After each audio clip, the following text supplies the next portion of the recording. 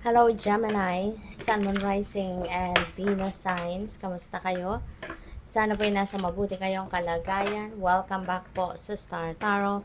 At kung bago kayo rito, welcome din po kayo. Please subscribe, like, share my videos, and leave me a comment kung nakaresonate kayo. Gemini. So, tignan natin kung ano mga messages ng universe sa'yo at this time. Anong dapat ninyong malaman? We have Ace of Emotions, napakaganda. You will be more tuning in, no? Sa sarili ninyo this time. Parang ganon. No? You are more connected, no? Sa spirit realm. You are more connected to yourself, no? Sa ngayon, yun ang napipick up ko. And Ace is also a new beginning energy, kaya most likely meron ditong sisimulan kayo mga bagong kaganapan sa buhay. Meron din dito mga blessings na parating na talagang ikakatuwa mo. There are blessings that will bring you happiness and joy. Kaya, kumbaga, magiging siksik-liglig umaapaw ang saya na mararamdaman mo rin dito. Contentment, fulfillment, satisfaction, kasi kung ano yung kailangan mo, ipapadala sa iyo. Kaya magiging masayang-masaya ka, no? So that could be in various areas of life. Pwedeng love, 'di ba? Pwedeng magkaka-love life ng iba sa inyo. Pwedeng magle-level up na ang love life ninyo. Yung commitment ninyo with your person, pwede rin na opportunities ito, no? Na pwedeng pagkakitaan, related to jobs, career, business, no? Mga ganon. So, it could be anything, no? Depende sa inyong kailangan. We have Muse of Materials. Napakaganda, no? Muse of Materials, this is abundance, prosperity, energy. This is, this could be promotion.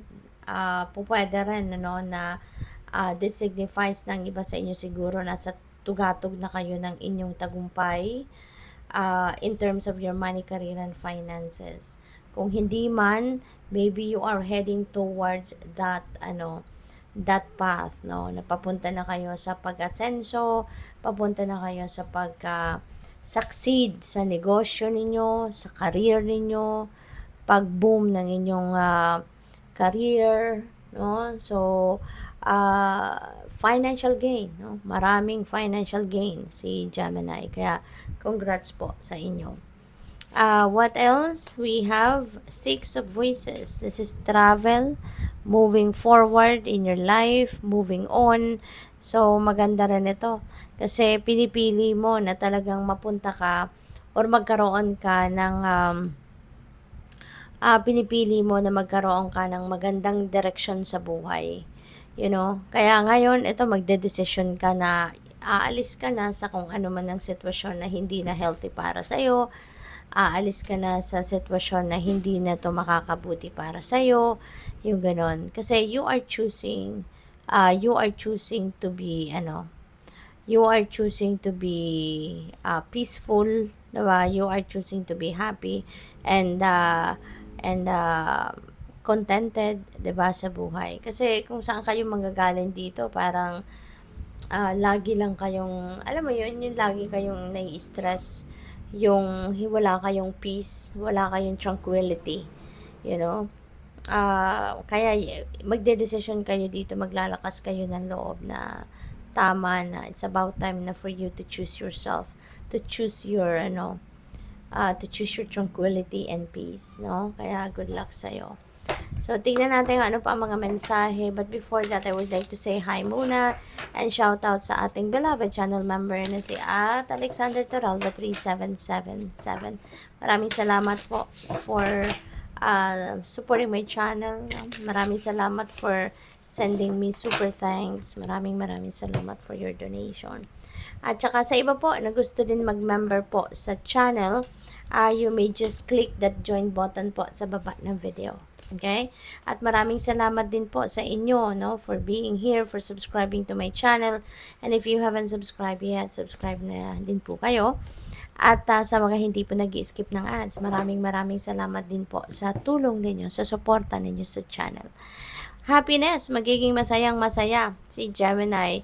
Sino ba ang hindi magiging masaya? Dahil punong-puno kayo ngayon ng blessings. With the Ace of Emotions, ang daming parang siksik-liglig umaapaw din ang paparating na biyaya sa inyo. Iba't iba areas of life ang pwedeng magkaroon ng magandang blessing sa inyo sa ngayon. With the Muse of Materials, this is financial gain, this is prosperity, abundance coming your way. At higit sa lahat, no, yung Six of Voices, napakaganda. Kasi you will be feeling happy and joyful and makakapagsimula ka na ng bagong buhay dito. Kaya ito yung maraming rason, no, para kayo ay maging masaya.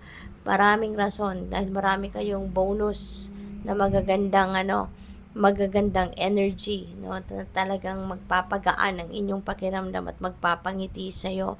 At isa pa, mga kaibigan, maybe you are also meeting new friends, maybe you are also making new friends sa ngayon, or po pwede rin na yung mga dati mong kaibigan, feel mo siguro ngayon ang kanilang concern sa'yo, pagmamahal sa'yo, 'di ba? Yung genuine friendship na meron sila towards you, maybe you are going to be appreciating that a lot sa ngayon, appreciating that more sa ngayon.